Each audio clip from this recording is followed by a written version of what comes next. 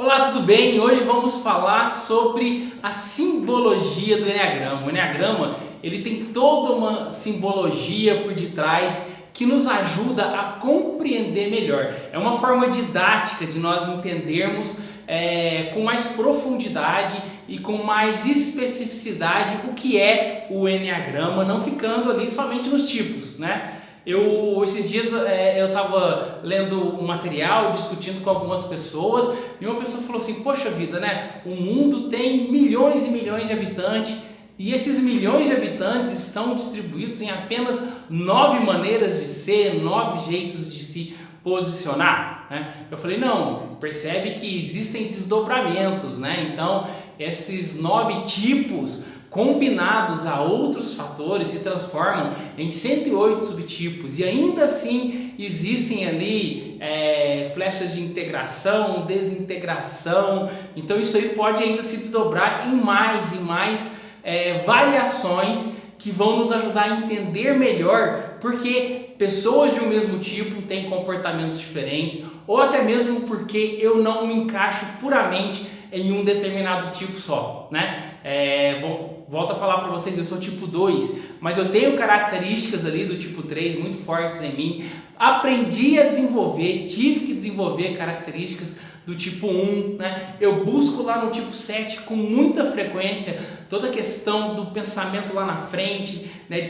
Da visão de futuro, da criatividade, enfim, é possível, né? E a simbologia do Enneagrama nos permite entender melhor isso também, né? Então vamos hoje falar sobre toda essa simbologia, e fique atento a extrair de todo esse ensinamento, né? De toda esta sabedoria, as pistas que vão não só te ajudar a se identificar melhor, mas também dar sentido nessas variações de comportamento que podem acontecer então no Enneagrama. É complexo, é grande, né? O Enneagrama é muito grande, o Enneagrama é muito amplo, isso é lindo, né? Isso é fascinante, poder entender o comportamento humano e a partir daí ter melhores escolhas, tá? Primeira coisa que eu quero falar para vocês hoje é o seguinte: Enneagrama é matemática.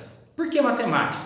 Porque nós estamos falando de padrões de comportamento. Vocês vão ver que dentro da simbologia do Enneagrama, quando nós vamos falar da lei do 1, lei do 3, lei do 7, são leis matemáticas antiquíssimas, né? 2.500 anos antes de Cristo, ou seja, fazem 4.500 anos que existem essas leis matemáticas comprovadas, estudadas, guardadas nas bibliotecas das antigas universidades, e que o Enneagrama se apropriou, digamos assim, destas leis e trouxe para um melhor entendimento deste padrão de comportamento. Então, se é padrão, é matemática, pode ser mensurado, pode ser previsto. Se pode ser previsto, ou seja, se eu sei que em determinadas situações eu tenho um comportamento X, eu posso me preparar.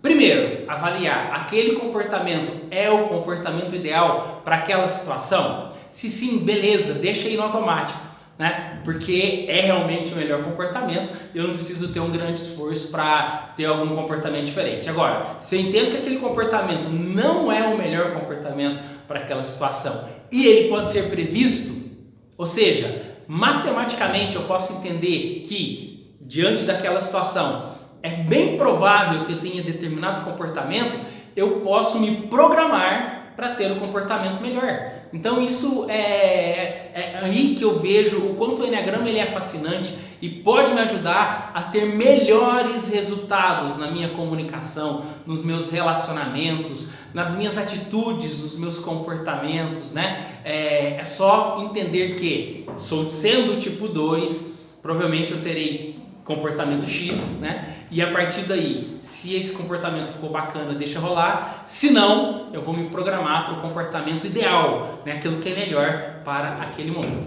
Então vamos lá. Primeira coisa que nós vamos falar então, aqui dentro de toda essa simbologia do Enneagrama, é sobre as asas, né? No último vídeo nós já falamos um pouquinho sobre asas, né? Ali dentro dos subtipos. Então esse entendimento, né? O que são as asas? São os tipos vizinhos, né? Vamos falar assim. Então, por exemplo, ó, se eu tenho aqui o tipo 1, quais são as asas do tipo 1? O tipo 2 e o tipo 9. Então, essas são as asas do tipo 1, tá bom? Quer dizer que o tipo 1, ele vai ter influências também comportamentais, tanto do tipo 2 quanto do tipo 9. E olha que bacana, amanhã no próximo vídeo, né, no próximo encontro nosso, falaremos sobre os centros de inteligência. O tipo 1 e tipo 9 são do centro ativo, já o tipo 2 é do centro emocional. Então até traz um equilíbrio também, onde é possível ter comportamentos de um outro centro de inteligência. Então, né, percebe o quanto é fascinante, o quanto é rico, né, todo esse conteúdo do Eneagrama? Sempre vai haver uma asa mais forte e, por sua vez, uma asa fraca, né? Então, se o tipo 2 tem asa forte em 1, a asa fraca dele é 9. Contrário também, se ele tem asa forte em 9, a asa fraca dele vai ser 1. Então, o que fazer pensando nesse caminho de evolução, de crescimento? A asa serve para voar, mas eu vou voar melhor se eu tiver as duas asas bem desenvolvidas, certo? Se a minha asa forte é 9, eu preciso fortalecer a minha asa em 2. Então entende quais são os comportamentos do tipo 2 e quais desses são necessários você desenvolver para conseguir ter um melhor desempenho, né? Então, de repente, mais empatia, mais entendimento da condição do outro, né? Mais disposição para ajudar o outro, enfim. Então, você fortalece a asa fraca e vai ter as duas asas bem desenvolvidas, você vai voar, ok? Então, a primeira questão dentro da simbologia do Eneagrama são exatamente as asas, né? Existe a influência dominante de uma das asas, né? E a outra vai ser fraca. Eu quero voar? Fortalece então a asa fraca, busca aquele comportamento. Outra questão importante para dizer aqui nas asas, tá? Pode ser que a sua asa forte mude no decorrer da sua vida, dependendo, né, do que você necessita, do que você vive. Pode ser que em alguns momentos da sua vida você tenha uma asa forte e em outros momentos da sua vida você tenha outra asa forte. Falei no vídeo anterior também sobre, por exemplo, a minha questão. Durante muito tempo, 1 foi minha asa forte. Agora já faz algum tempo que 3 é minha asa forte, né? As pessoas que me conhecem. Esses dias eu fui conversar com uma pessoa, fui tomar café com uma pessoa e a pessoa falou: nossa, eu pensei que você fosse tipo 3, né? Porque parece que você é bem comercial e tal, que é uma característica do tipo 3. Não, eu sou tipo 2 com asa em 3, né? Então isso trouxe, foi até uma necessidade para mim. Eu trabalhei muito tempo na área comercial, então até por necessidade eu precisei desenvolver então essas características aí do tipo 3, que foi fundamental para mim, foi importante para mim com certeza, né? E aí, nesse momento, 1 se tornou minha asa fraca, mas eu fui trabalhando esse desenvolvimento então, né? Trazendo ali organização, métodos, procedimentos, qualidade, né? Foco na qualidade. Então aí a gente consegue trazer um equilíbrio. Mais importante de tudo, equilíbrio. Nossa obsessão, nossa busca constante precisa ser por equilíbrio. Quanto mais equilibrado eu estou, mais eu estou neste caminho de evolução. Fechou? Então, dentro dessa simbologia, a primeira questão que eu quis trazer para vocês foram as asas, tá? Depois nós vamos propriamente nos símbolos do Eneagrama. Se vocês perceberem, nós temos aqui um círculo, temos aqui um triângulo e temos uma hexade. Aqui está meio pretinho aqui, que é então essa figura aqui, né? A hexade. Certo? Então são os três símbolos do Eneagrama, as 3 figuras do Eneagrama. Então vamos lá. Vamos começar pelo círculo. O círculo representa a lei do 1. Volta a falar, vamos lá na matemática, vamos lá nos primórdios mesmo ali dos estudos matemáticos, fontes muito antigas, né? Onde nós vamos ter lá na antiga Mesopotâmia, né, o berço das civilizações, né, onde começaram a surgir ali as leis matemáticas, a lei do 1 ou a lei do uno, né? Os antigos sumérios se perguntavam de onde nós viemos, né? Qual é a origem de tudo?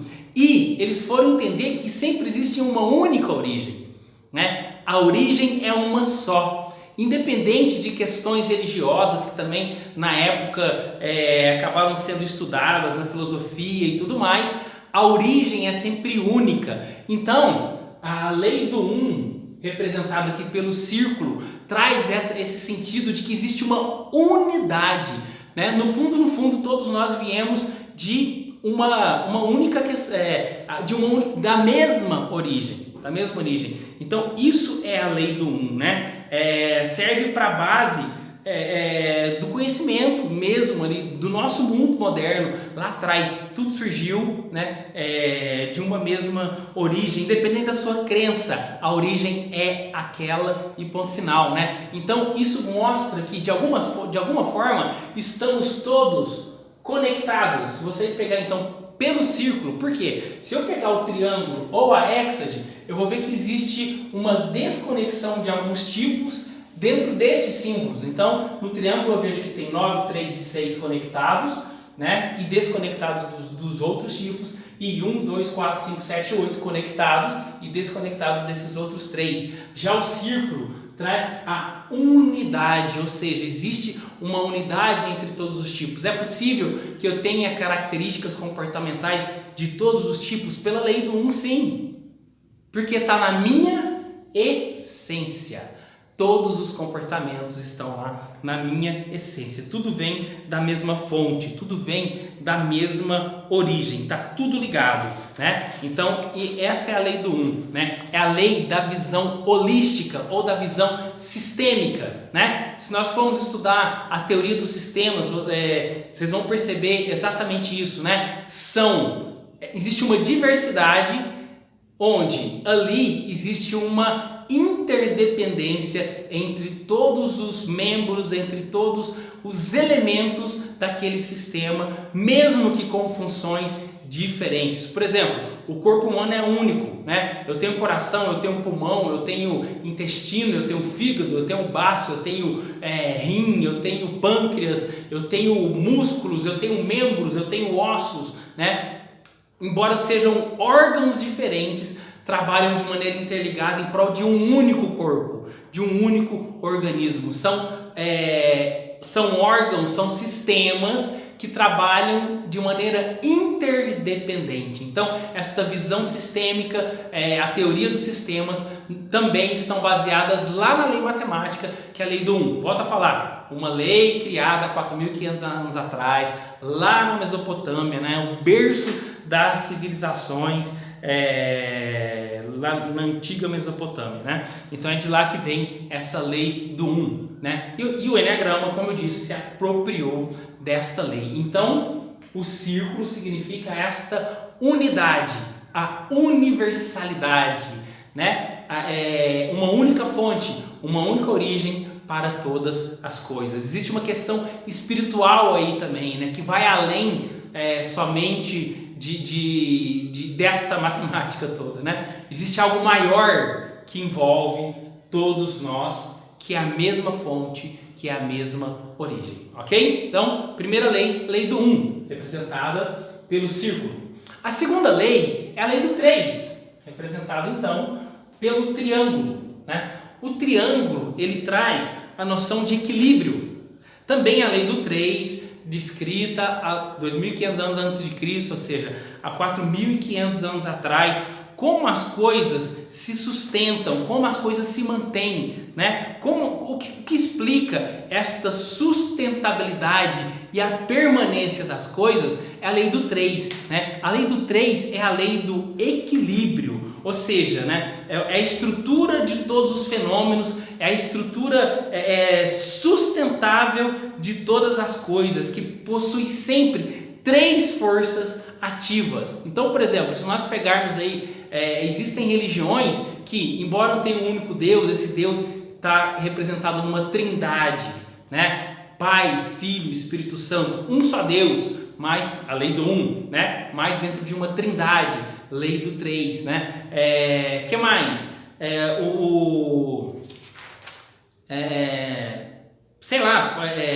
Prótons, né? Próton, ele está ali, tem o positivo, eletricidade, nós temos positivo, negativo e neutro, né? Então, lei do 1, eletricidade, né?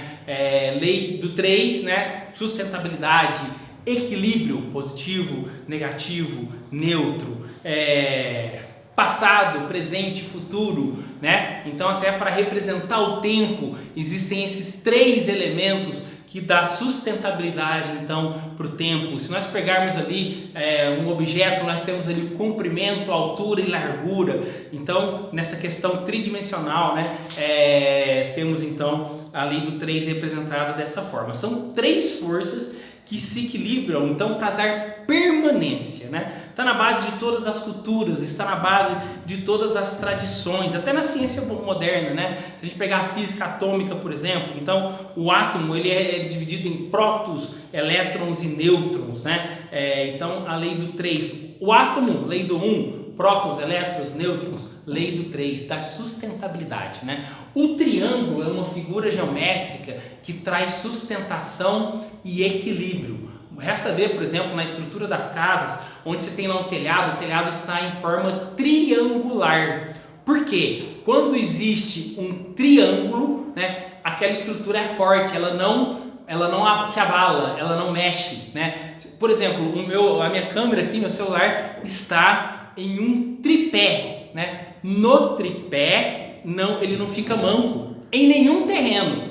Se um dos pés está numa parte mais suspensa, né, necessariamente, obrigatoriamente, os outros 2 pés estarão também apoiados no chão.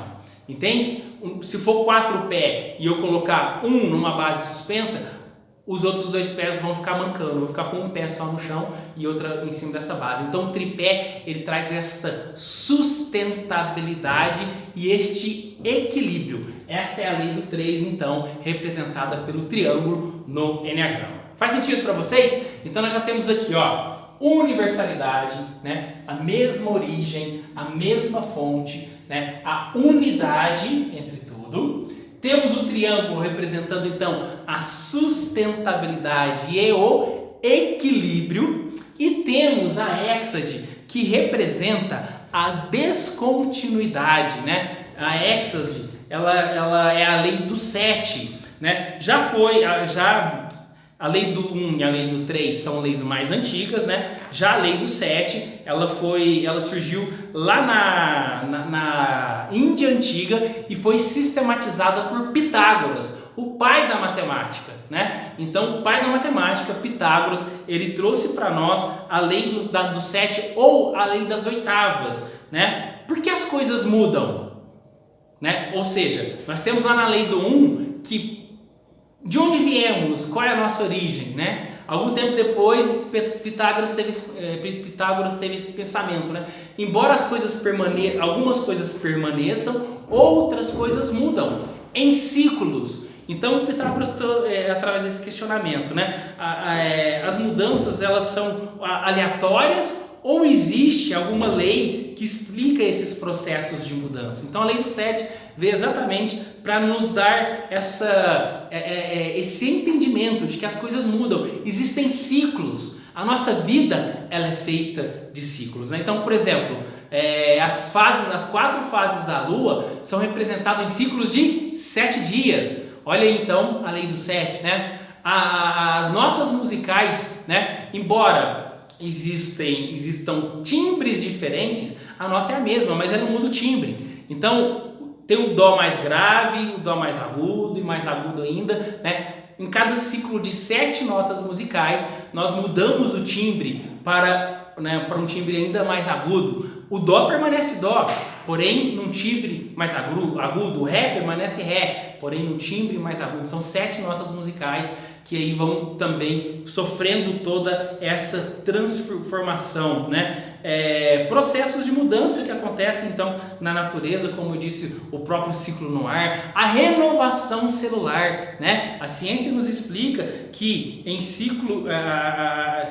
a cada 7 anos todas as nossas células se renovam, todas as células do nosso corpo mudam, né? Tratamentos usados aí na medicina, por exemplo, você vai fazer lá um tratamento com antibiótico, são ciclos de 7 dias. Você toma antibiótico por 7 dias, né? Se não resolveu, você vai iniciar um novo ciclo de 7 dias, então 14 dias. Se ainda assim for insuficiente, mais 7 dias. Então são ciclos, né, que explicam, então essa lei explica por que é que as coisas mudam. 7 notas musicais, 4 fases da Lua representadas em 7 dias, o átomo, né, a camada, são 7 camadas de elétrons que existe ali no átomo, enfim, né? Então essa lei da descontinuidade, né? Então as coisas mudam, nada permanece como está. Nós mudamos. Ah, eu sou assim mesmo, eu vou ser a vida inteira assim. Mentira! Você hoje é diferente de você lá atrás, né? E também existem linhas de pensamento aí que falam das mudanças, as nossas mudanças, né, nos ciclos da vida também acontecem a cada 7 anos. Enfim, né, essa lei da descontinuidade, a lei do 7 ou a lei das oitavas, nos representa essa descontinuidade, mudança. Então vamos lá? Unidade, universalidade, uma única fonte, uma única origem. Equilíbrio e sustentabilidade e mudanças, né? Então essa aí é a representação para nós dentro do Enneagrama, com a lei do 1, a lei do 3 e a lei do 7. Olha que curiosidade bacana. Pega a calculadora aí e faz o seguinte cálculo. 1 dividido por 7. Você vai ter o seguinte número, ó. 0,1, 4, 2, 8, 7, 5, 1, 4, 2, 8, 5, 7. Perdão, 5, 7. 1, 4, 2, 8, 5, 7. 1, 4, 2, 8, 5, 7. É uma dízima periódica, né? Que nunca para de se repetir em ciclos de 7 números. 1 dividido por 7, você vai ter essa dízima periódica. 2 dividido por 7, não vai começar mais o número 1, vai começar o número 2, mas você terá essa dízima periódica. 3 dividido por 7, 4, com exceção de 7 dividido por 7, que é 1, né? Todos os outros números, que também representa esta mudança, né? Descontinuidade. Qualquer número que você, de 1 a 9, com exceção do 7, você dividir por 1, você dividir por 7, perdão, você terá então essa dízima periódica, ó. 1, 4, 2, 8, 5, 7. 1, 4, 2, 8, 5, 7. 1, 4, 2, 8, 5, 7. Percebe como o Enneagrama é matemática, né? É incrível isso, né? Então, essa descontinuidade, essa mudança. Somos seres que estamos em constante mutação, mudança. Aceite a mudança. Você não foi sempre assim e não será sempre assim. Se você olhar para a sua história, você vai perceber que sim, já houveram mudanças significativas e de coisas talvez que você imaginou que nunca, jamais iria mudar. Entende? Então é possível sim passar por um processo de transformação e mudança, e o Enneagrama está aqui para nos ensinar isso. Esse comportamento que hoje te incomoda, você não precisa mais dele. Basta uma decisão consciente e entender qual é o melhor comportamento, qual é aquele que vai ser melhor para mim, e você inicia um processo de mudança. Não é da noite para o dia, não é rápido, não existe mágica. Existe esforço, treino, observação, né? Existe entrega para que as coisas aconteçam. Se você está aqui na vivência com o Enneagrama, eu já acredito que você deseja passar por esse processo de metamorfose, esse processo de mudança então. Ok? Bom, vamos lá então. Além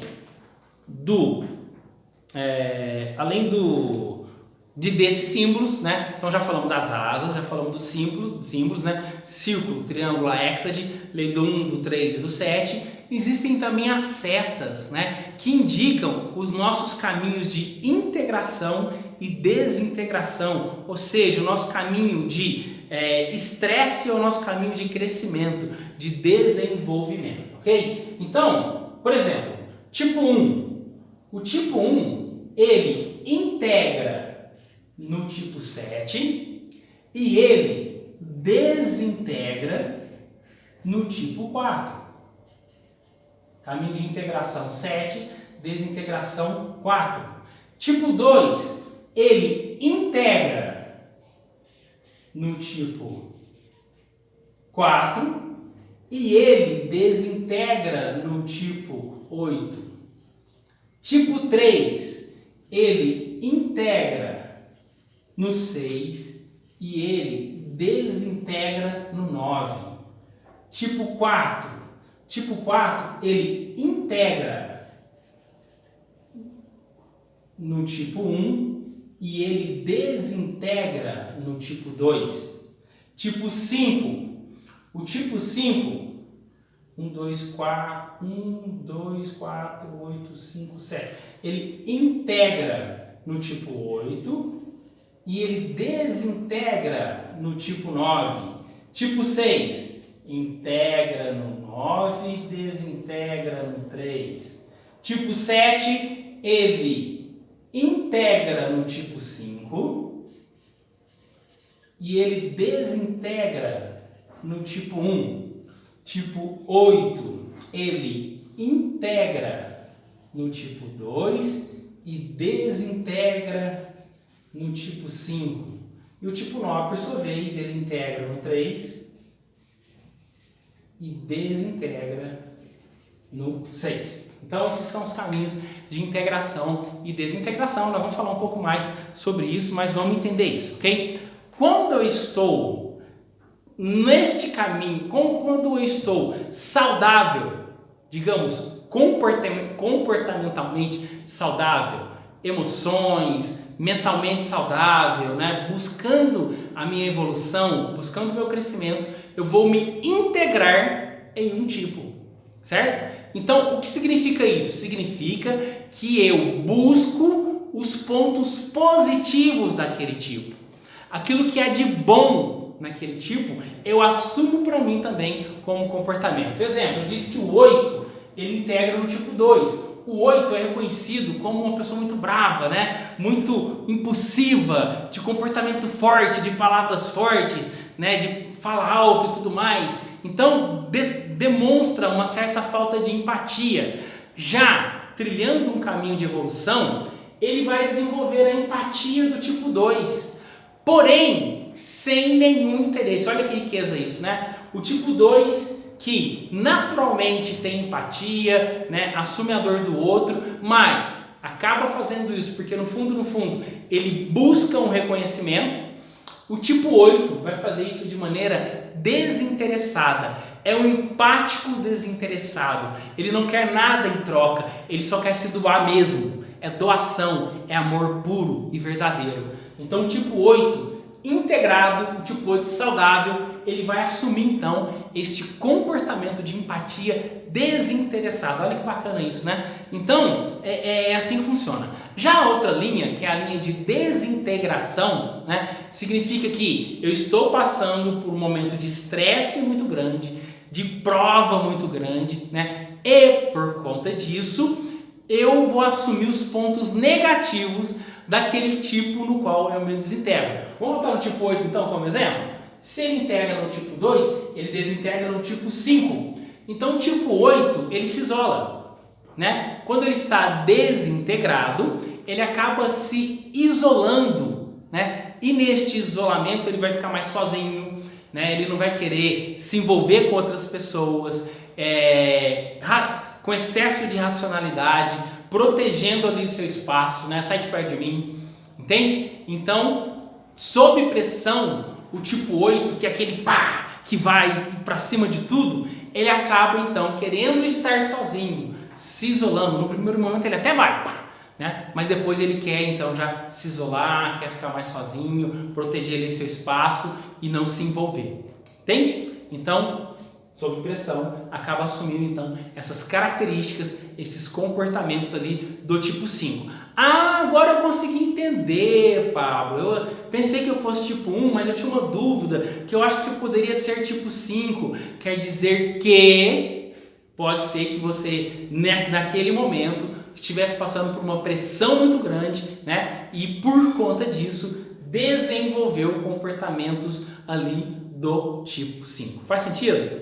Então, é assim que as nossas flechas, né? De integrar, ou setas aí, cada literatura traz de uma forma, uns falam flechas, na maioria das vezes são flechas, né? Outros falam setas.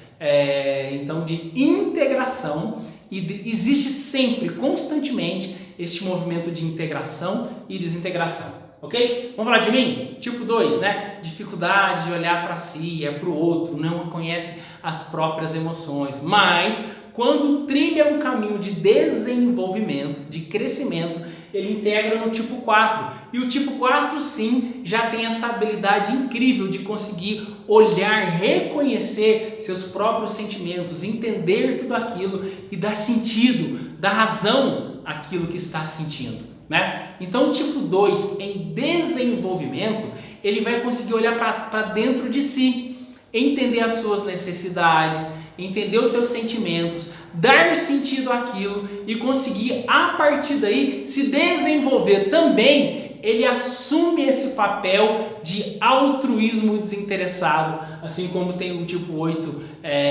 também em desenvolvimento. Por quê? Porque aí ele olha primeiro para as suas necessidades, ele atende às suas necessidades, e quando ele vai para o outro, ele está inteiro, ele já está completo e não precisa do reconhecimento, não necessita do que vem de volta, entende? Porque se entendeu, se compreendeu, se trabalhou, se deu de presente aquilo que faltava e não vai buscar isso que falta no outro, né? Já o tipo 2, desintegrado, né? Ele assume pontos negativos do tipo 8. O que é? Incrível Hulk.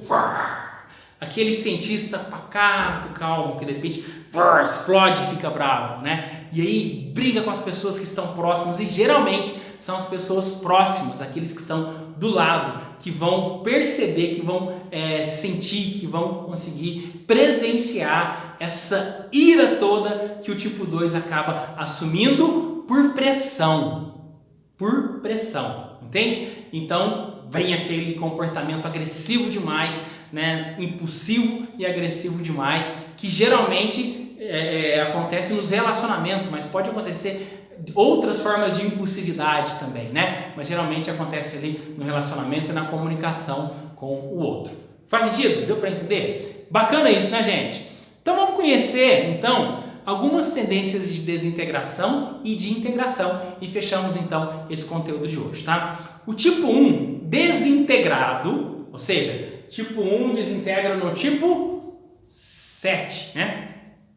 Então, ele vai, o metódico tipo 1, ele se mostra, ele desintegra no tipo 4, ele integra no 7, né? Então ele vai se mostrar temperamental, dramático demais, irritado demais, como as pessoas do tipo 4 são, ok? Dentro dessa montanha russa emocional. Já o tipo 2, né? Que são carentes quando estão nessa faixa não saudável, de repente eles vão se transformar agressivos e dominadores, como os representantes do tipo 8, né?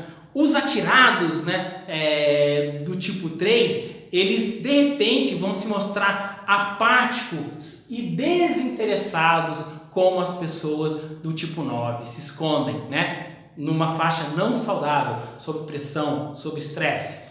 Já os distantes representantes do tipo 4, eles de repente vão se mostrar excessivamente envolvidos, apegados, grudentos, assim como são as pessoas, os representantes do tipo 2, aduladores, né? Bajuladores, né?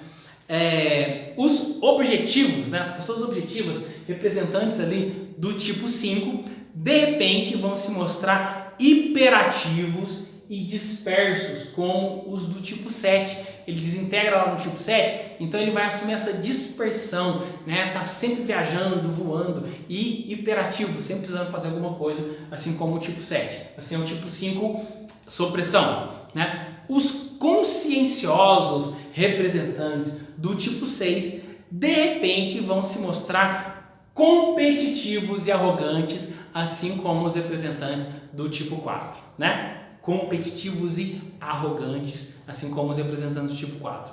Já os dispersivos representantes lá do tipo 7, de repente vão se mostrar perfeccionistas e críticos como o tipo 1. E a crítica vem forte quando o tipo 7 está sob pressão, né? Já os autoconfiantes, né, os poderosos representantes ali do tipo 8 vão se tornar reservados e inseguros, assim como os do tipo 5, né? Então se isolam, se fecham ali dentro do mundo deles, né?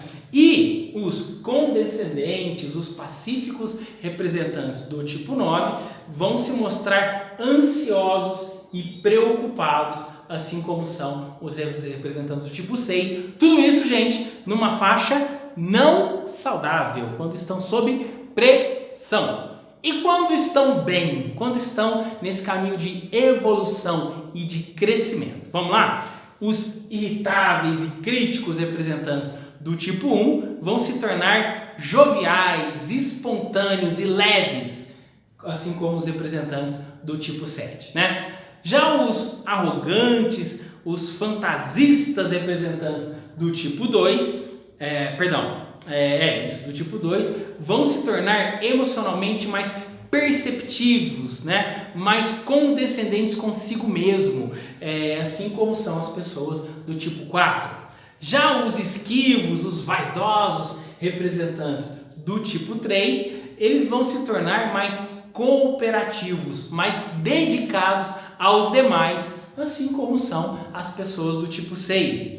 Os invejosos, né, e os emocionalmente turbulentos representantes lá do tipo 4 vão se tornar mais objetivos, mais escrupulosos, né, mais corretos, assim como são os representantes do tipo 1, né? Já os avarentos, né, os inacessíveis representantes do tipo 5 vão se tornar mais decididos, mais seguros de si, assim como são os representantes lá do tipo 8, né? Os medrosos, os pessimistas representantes do tipo 6 vão se tornar mais relaxados, mais otimistas, assim como são a paz reina, né? Para o tipo, assim como são lá os do tipo 9, né?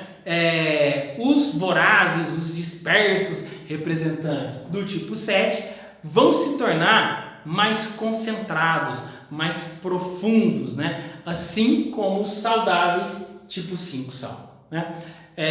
Já os voluptuosos, os dominantes representantes do tipo 8 acabam se tornando mais afetuosos e mais generosos, como os tipo 2 saudáveis também, né?